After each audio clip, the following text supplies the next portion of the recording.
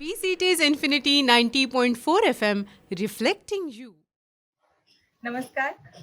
मी आहे विद्या Rane, PCT's infinity 90.4 FM वरून. आज आपण आलोय एका गच्चीमध्ये. ही गच्ची खूप विशेष आहे बरं का. म्हणजे आपण कुंड्यांमध्ये वेगवेगळी झाडे लावतो, ती फुलांची असतात आणि आजीबाईचा पटवा आपल्या प्रत्येकालाच माहिती आहे. म्हणजे खोकला लागला तर तुळस घ्या, तुळशीचं एक पान खाल्लं तरी आपला खोकला थांबतो, असं आपल्या प्रत्येकाचा अनुभव आहे. लसूण आपण वापरतो. हे सगळ्या गोष्टी आयुर्वेदिक आहेत आणि आपल्या परसात मिळणाऱ्या किंवा कुंडीत मिळणाऱ्या अशाच आहेत. पण याच्याही पलीकडे जाऊन अशा अनेक गोष्टी किंवा असे अनेक आजार असतात की ज्याच्यावर सुद्धा वेगवेगळ्या वनस्पती काम करतात आणि डॉक्टरांकडे गेलंच पाहिजे असं नाही. मला काहीतरी जाणवतं की एक वस्तू किंवा एक वनस्पती जरी मी खाल्ली तर माझा आजार बरा होऊ शकतो. पण तो कशा पद्धतीने आणि त्या वनस्पती कुठल्या कुठल्या आहेत हेच आज आपण जाणून घेणार आहोत. नमस्कार, मी डॉक्टर सोनाली भावसार. मी रिसर्चर आहे, PhD आहे मायक्रोबायोलॉजी, सूक्ष्मजीवशास्त्र. माझी आवड किंवा माझ्या कामाचा भाग म्हणून आम्ही आमच्या घरी अनेक औषधी वनस्पती लावलेल्या आहेत. वनस्पती पण आहे, वृक्ष पण आहे. तुम्हीही गच्चीत लावू शकता, सहज लावू शकता. आपण आलो मिरच्या नेहमी लावतो तसंच हे काम एवढं सोपं आहे, पण असू द्यावे हाताशी, कधीतरी कामा येतात. तर चला आपण काही वनस्पतींची ओळख करून घेऊया. कोरफड तुम्हाला सगळ्यांना माहितीच आहे. 5 प्रकारच्या हळदी पण आहेत. काळी हळद, पिवळी हळद, लॅकाडांग हळद, नंतर कस्तुरी हळदी जी कॉस्मेटिक्समध्ये भरपूर वापरली जाते, खूप डिमांड आहे. आपली नेहमीची पिवळी हळद औषधी तुम्हाला माहितीच आहे आणि निळी हळद, आंबे हळद. अजून तुम्हाला हे एक विशेष आहे, ह्याचं नाव इंग्लिशमध्ये प्लम्बॅगो म्हणतात ह्याला. हे अतिशय महत्त्वाचं झाडाचे पानं, फुलं. आता सध्या पानच दिसू शकतात पावसाळ्यामध्ये, ह्याला हिवाळ्यामध्ये येतात फुलं. सगळे उपयोगी आहे, मूळ व्याध्यापासून तर सांधेदुखीपर्यंत.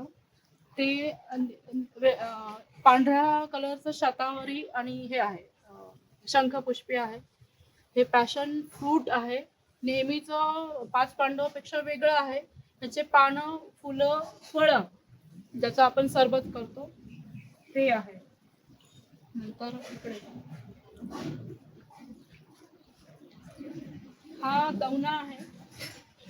ह्या पावसाळ्याच्या दिवसात साप, उंदीर, गोम वगैरे पासून हा त्यांना लांब ठेवतोच, पण ह्याचे औषधी उपयोग अनेक आहेत. त्याच्या खाली आता दिसू नाही शकणार ज्येष्ठमध पण लावलेलं आहे. ही गुगुळ वनस्पती आहे, नामशेष होत चालले असेल. तुम्ही अनेक गुगुळ आदी काढे वगैरे घेतात, अतिशय महत्वाची आहे, हिला लावच असं मी म्हणेल. मला वाटतं लहान मुलांसाठी सुद्धा खूप हो, महत्वाचं गुगुळ आयुर्वेदाच्या प्रत्येक गोळी औषधात तुम्हाला सापडेल. तुम्ही जर बघितलं ना, गुगुळ आदी काढ्यापासून तर गुगुळ आदी वटीपर्यंत हा असतो. त्याचे फळं, पानं, फुलं प्रत्येक औषधी वनस्पतीचे ऍक्च्युली सर्वांग कामाला येतं. आपल्याला माहिती आहे, ते लावावेच. चंदन आहे, श्वेत चंदन, हे तुम्हाला ओळखीचं आहे. ह्या 3 प्रकारच्या गुंजा आहे आमच्याकडे, लाल, पांढरी आणि काळी, तिन्ही एकत्रच लावलेल्या आहेत. सहज येतात, त्यांना हिवाळ्यामध्ये सुरुवात येते गुंज यायला. गुंजाच्या बिया माहितीच आहेत, तेच गुंज. त्याचे पानं सुंदर आहेत, खायला खाऊन बघा, गोड लागतात. पानामध्ये असतात बियांचे, मुळाचे उपयोगही भरपूर आहेत. इथे खाली मंजिष्ठा आहे, आता पावसाळ्यामुळे वर नाहीये. मंजिष्ठा पण तुम्हाला ओळखीची आहे, ती सहज येते आपल्या वातावरणात. त्यानंतर इथे हा शमी आहे, वृक्ष आहे, पण एक ही नामशेष होत चाललेली वनस्पती आहे. मोठ्या जमिनीत लावण्यायोग्य आहे, असेल जागा तर लावा तिला योग्य दिशेला पूर्वेकडे. हे झाड होतं याचं मोठं तो ही वृक्षच आहे, हा सध्या छोटा आहे. मोठा झाला की त्याला जमिनीमध्ये शिफ्ट करायचं. अच्छा, शमीचं झाड जे जिथे आपण पूजा करतो दसऱ्याला, बरोबर, तो शमी आहे. नंतर इथे हे सेमल म्हणून एक झाडाचा प्रकार आहे, वृक्ष आहे तो सेमल. तर जस्ट मी काही दिवसापूर्वी बिया लावल्या होत्या, उगलेल्या आहेत. सेमल हा रांची ओडिशा भागामध्ये दिसतो, तोही येतो आपल्याकडे. अच्छा. त्याच्या जसं आपला पळस आहे, पळस अत्यंत उपयुक्त आहे, पानापासून बियापर्यंत. सेमल पण असंच आहे. हा वृक्ष ऍक्च्युली त्यांचा स्टेट ट्री आहे, तो ना नामशेष होत चाललेला आहे. बर. त्यामुळे मला वाटतं की मला प्रत्येक नामशेष होत चाललेल्या वृक्षाबद्दल खूप जपलं वाईट पाहिजे. पण वाटतं. जपणुकीच्या ह्याच्या खाली मी बिया गोळा करत राहते आणि लावून टाकते, येतात सगळे. सांगायचा उद्देश असा की तुम्ही लावा. आलं हळदी हे सहज येतात, पण हेही लावून बघा. हा गुळवेल आहे. गुळवेल एकदा लावला की तुम्हाला अक्षरशः रोज काढला तरी पुरेल असा उगत राहतो. एक पुरेल.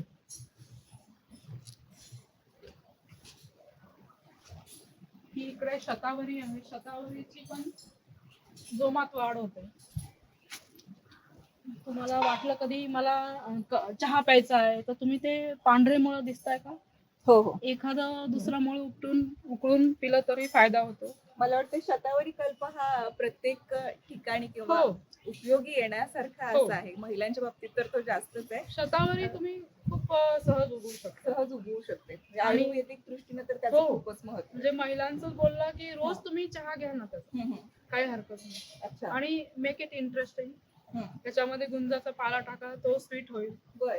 त्याच्यामध्ये व्हिटॅमिन B12 ची पानं टाका. तुम्ही असं आपण तुळस खातो तसं हे B12 प्लांट आहे. त्याच्यात ऑल व्हिटॅमिन म्हणतात याला, पण B12 ची डेफिशियन्सी जर असेल, ती मी स्वतः वापरलेले हे भरून निघते याने. मला एक बोलायचंय, महिलांसाठी खरं तर बोलायचंय, कारण आता प्रत्येक जणांच्या तोंडून असं आपण ऐकतो की B12 ची डेफिशियन्सी आहे म्हणून. कारण काहीही असतील, पण औषधं खाण्यापेक्षा जर आपण एक रोप लावलं आणि ती जर आपण रोज त्याचं सेवन केलं, तर आपल्यातलं आणि आपल्या कुटुंबातलं जे काही B12चं प्रमाण बिघडलेलं आहे ते संतुलित येईल. आणि प्रत्येक स्त्रीने जर झाड लावलं तर लोकसंख्या आपली बरीच आहे, एक एक झाडाने झाडं सुद्धा वाढतील, नाही का? तुम्ही सीझन मध्ये लिंब, मोसंबी, संत्र खात असाल, टाकून द्या ना, बिया येतात. मोसंबीच्या पण येतात. फळं येतील तेव्हा येतील नक्की. म्हणजे तुम्ही विश करा, येतील त्याला फळं. काही काही अगदी आपल्या जुन्या काळचा जो कापूस होता ना, देव कापूस या विभागात हा कापूस आहे. विदर्भातनं खास एका काकांनी दिलाय. नॉन हायब्रिड आहे हे वाण. अच्छा. खूप अवघड आहे जगवायला. जगले, 2 जगले.